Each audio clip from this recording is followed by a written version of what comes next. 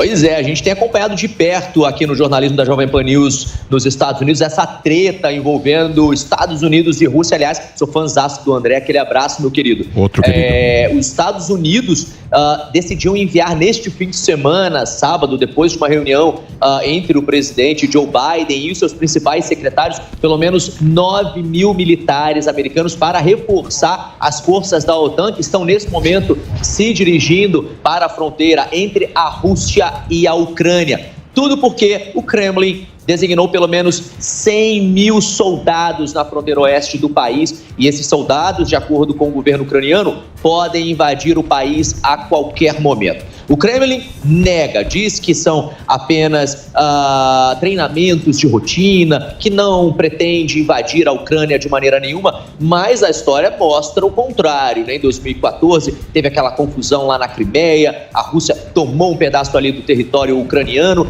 e agora isso pode acontecer novamente. Para evitar que isso se repita, que a história se repita, a OTAN e os Estados Unidos estão aí fazendo um treinamento na cabeça, digamos assim, dos russos, viu? Os Estados Unidos já decidiram, vão impor sanções severas, de acordo com as palavras do próprio presidente Joe Biden, à Rússia, caso o país invada a Ucrânia. A OTAN e os aliados também seguem os Estados Unidos nessa decisão. Enquanto isso, a Ucrânia segue em alarme, né? O país está aí na expectativa e pode ser invadido a qualquer momento pelos militares russos. Esses contornos aí têm sido acompanhados, como eu disse há pouco, diariamente pela nossa equipe de reportagem aqui nos Estados Unidos ao longo da programação da Jovem Pan News, e o presidente Joe Biden também segue acompanhando de perto essa situação e, de acordo com palavras dele, pode intervir a qualquer momento. Eu volto ao estúdio. Muito bem. Então, o que a gente quer agradecer aqui, essas últimas informações diretamente de Miami, lá na Flórida, com com o nosso querido Eliseu Caetano, que está trazendo para a gente, está atualizando aí, na medida do possível, todas as informações que a gente tem. E o André está aqui no estúdio para a gente entender essa movimentação, a origem de toda essa. Me parece que a gente está numa pré-guerra. Que é o quê? É aquele momento da movimentação. Você começa a mostrar sua arminha. Mas vamos entender a coisa como ele deve ser entendido. Especialista. Porque quem entende. Quem entende. Que é o André. Aliás, o André está sempre nas redes sociais, aí sempre trazendo aqui e também explicando de uma maneira simples e fácil mesmo, porque a gente é tudo burro aqui. Claro. Aí que assumir. Não vou usar nomes russos hoje. Se você não usar a sua inteligência para cair no nosso nível, a gente vai ficar boiando. Isso. Mas pelo que eu estou entendendo, eu acho que é mais o Putin, que a treta dele é com a OTAN, né? A treta dele é... Porque o que acontece? Me explica. O Putin é muito esperto. Ele é malandro. Tá blefando. O Putin é malaco. Ele é malaco. Por exemplo, ele está há quantos anos no poder? Desde 2000. Desde 2000, aí ele fez o quê? Foi mais ou menos o que aconteceu no Brasil. A Rússia, ela é rica em minério de ferro, em petróleo, gás. Gasoduto. Eles cedem gás para a Europa inteira. Exatamente, então, eles abastece tudo. Que eles chamam das commodities. Lá, nós tivemos aqui no Brasil a mesma coisa na época do PT.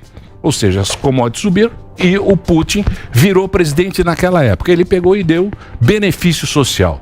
Então a vida do russo melhorou na época. Só que ele mudou o esquema, meio parecido com que ele queria mudar o esquema, e virou meio que um ditador. E dono de tudo. Hoje ele manda e desmanda na bagaça. Da Rússia, né? Ao mesmo tempo, a OTAN, aqueles países, a Turquia, os países que eram da União Soviética, foram tudo pro lado do Ocidente. Sim. Aí ele falou, opa, aqui vocês não vão mexer. Tô perdendo o controle. E me parece que ele falou, ou vocês param aqui, ou eu vou invadir. Não sei se é isso. É um alerta. De uma maneira muito grotesca. E muito Resumão da muito pra você que pegou. O resumo do que o Emílio falou agora. Quem pegou recuperação passaria, neném. Passaria. 6,5. Não, mas passa. Não, é que a questão do...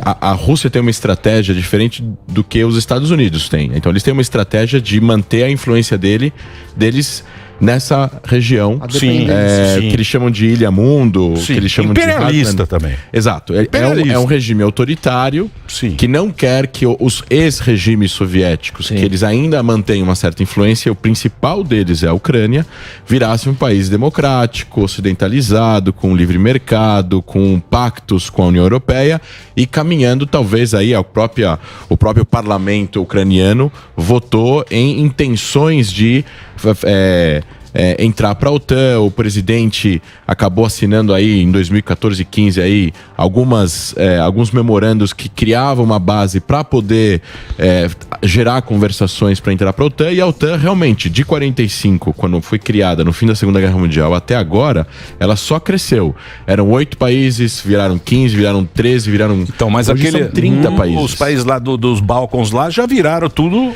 Então, o problema que são os que têm grana, né? Na visão do Putin, na visão dele, ele diz o seguinte: são os americanos e a OTAN que estão colocando mísseis do lado da nossa fronteira. Não é nós que estamos colocando mísseis do lado da fronteira americana, como aconteceu com a crise cubana na década de 50.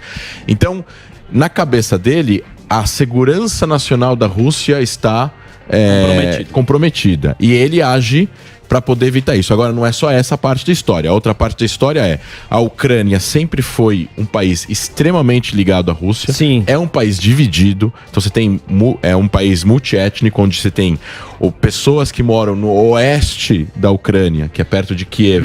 São pessoas mais ucranianas mesmo, falam ucraniano. Mas você vai para leste da Ucrânia, é uma galera que se identifica mais com a Rússia, fala russo, inclusive na Crimeia. E o que aconteceu em 2013 foi que o presidente falou que ele ia assinar um acordo com a União Europeia, deu para trás e assinou um acordo com os russos. Começou protestos na Praça Maidan, a famosa Praça Maidan, que seria as praças das revoluções que aconteceu no Oriente Médio, essa praça da Ucrânia. O negócio durou 90 e poucos dias, morreram centenas de pessoas, inclusive com fogo, com armas de fogo.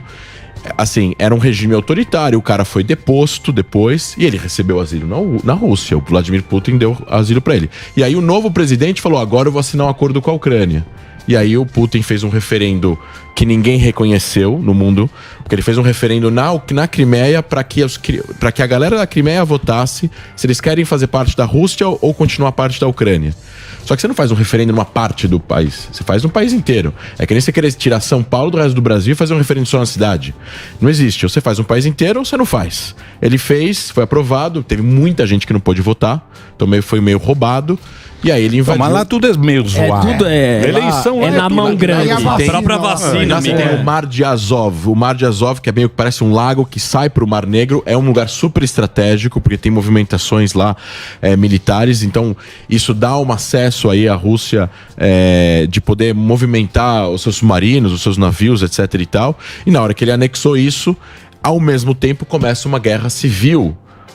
O que eles chamam de Donbass, que é o leste da Ucrânia, onde tem populações separatistas de pró-Rússia, que a Rússia nega, receberam armas, treinamento, etc, etc. E essa guerra civil que dura até hoje matou já 15 mil pessoas, 1,5 milhão de desabrigados, e a Ucrânia tentando, obviamente, combater esses separatistas que são ajudados pela Rússia. E, às vezes, até generais russos orientando estrategicamente. Treta. Naquela época do Yeltsin, a Chechênia também, né? Sim. Então, assim, agora, é complicada essa região, né? O que o Putin alega? Ele alega que os acordos não foram cumpridos. Ou seja, o que os Estados Unidos alegam? Os Estados Unidos, ou o Ocidente, no caso, alegam o seguinte: você é um país autoritário e você não quer que tenham democracias em volta da Rússia porque você vai perder a sua influência. Ao mesmo tempo, isso, vamos colocar assim, esse argumento dos Estados Unidos é plausível, que o país é independente, a Rússia é independente, se ela quer virar democracia, que ela vire. Se ela quer um acordo... quer fazer um acordo com a União Europeia de livre comércio, que ela faça o acordo. Agora, o que entra aqui na segurança nacional é: se a Ucrânia quer fazer parte da OTAN, e isso interfere nas estratégias de segurança nacional da Rússia, aí é uma coisa que já que tem um equilíbrio de discussão, mesmo que seja um país ditatorial. Vou dar um exemplo. Quando Israel fez a paz com o Egito não podia mais entrar com certos produtos militares dentro do Sinai, que é uma zona tampão, é um deserto grande, e toda vez que eles querem entrar com tanques e aviões, precisa pedir autorização para Israel. É a mesma coisa, ou seja, o Egito é um país independente, mas esse acordo terminou a guerra, e ele é respeitado até hoje. Então, o que o Putin fala? Quando eles falam que não vão avançar a leste os membros da OTAN, ele disse a discurso há uma semana atrás, ele falou assim, vocês mentiram, e ele fala, eu como ex-diretor da FSB, que é o Serviço de Inteligência da Rússia, a antiga KGB. Eu vi vocês falando uma coisa e fazendo outra, tentando causar desestabilidades nas fronteiras, nos países que viraram da União Soviética e depois deixaram de ser da União Soviética e viraram países independentes. Isso, por exemplo, a Ucrânia é o mais importante. A Ucrânia é o país, tirando a Rússia, o maior país da Europa, se a gente pode considerar a Europa. É um país que tinha 1/3 dos produtos militares da Rússia, na época da União Soviética, dentro da Ucrânia. Eles deram todas as armas nucleares em 95, a independência de 91, em troca de liberdade na sua política internacional da Rússia. A Rússia também não está cumprindo o acordo. Os dois não estão cumprindo. André, só pegando um gancho, a gente sabe, né? A gente vê muito poderio bélico da Rússia e dos Estados Unidos. Qual é o poder bélico da Ucrânia? Vamos lá, o poder bélico da Ucrânia. Eu até tirei uma fotinho para vocês terem uma ideia. A Rússia tem 900 mil soldados em ativa e 2 milhões de soldados em reserva. A Ucrânia tem 209 mil da ativa e 900 mil reserva. O problema não é o número de soldados, é a artilharia. A Ucrânia tem 2 mil, a Rússia tem 7 mil. Em veículos armados, a Ucrânia tem 12 mil, a Rússia tem 30 mil. Em tanques, a Ucrânia tem 2 mil, a Rússia tem 12 mil.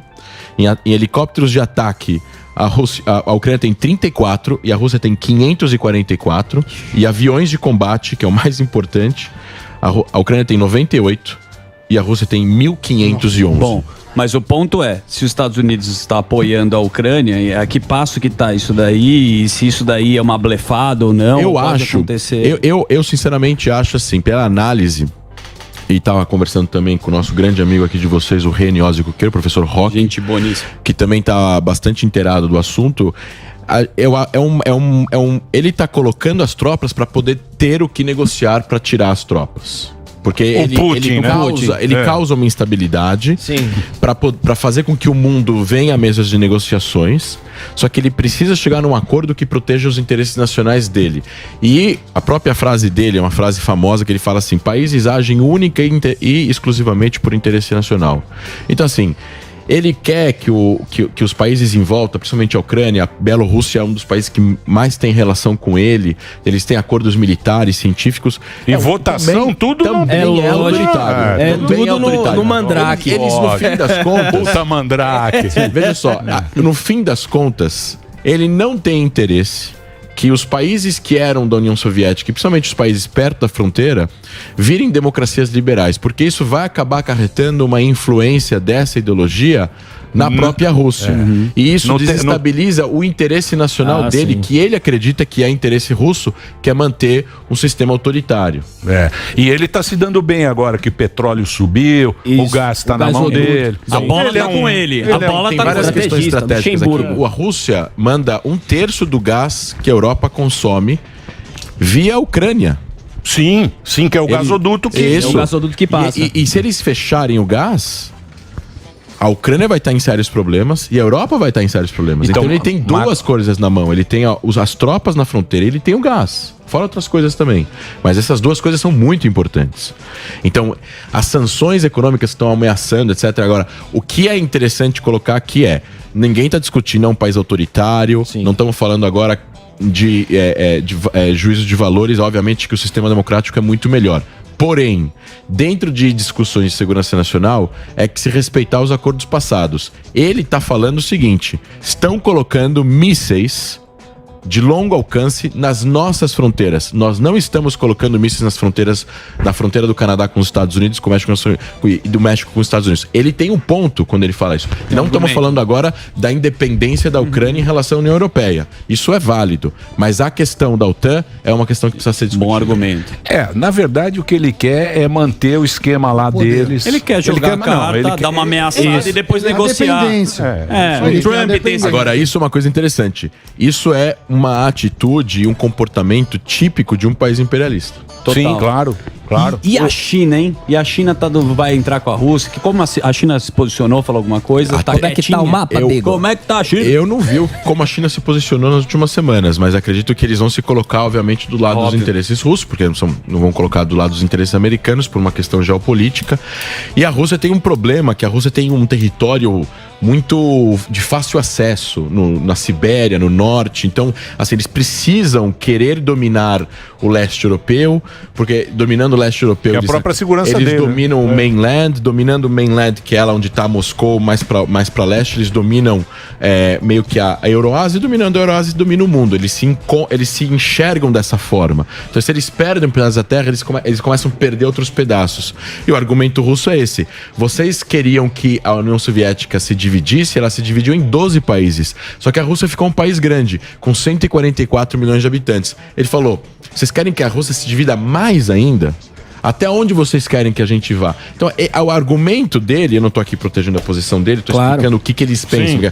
O lado russo, porque às vezes a gente explica o lado ocidental, porque estamos no ocidente, mas a gente não entende o lado russo. E é meio esquisito, porque assim, o cara não eles não são orientais necessariamente, mas eles não são ocidentais.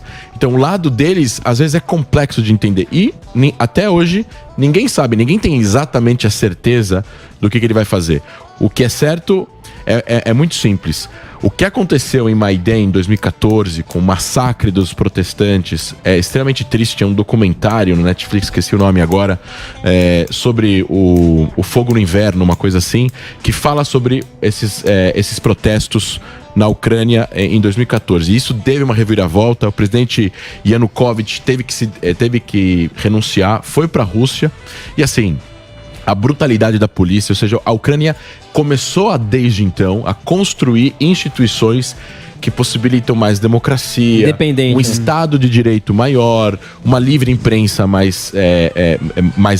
muito mais livre, muito mais corajosa de falar a respeito de coisas do governo, começaram a combater corrupção, porque na União Soviética tinha, e na cultura soviética comunista tinha muita corrupção do partido, etc. e tal. Então, eles começaram a ocidentalizar essas coisas. E isso é uma ameaça cultural a longo prazo para a Rússia. Putin.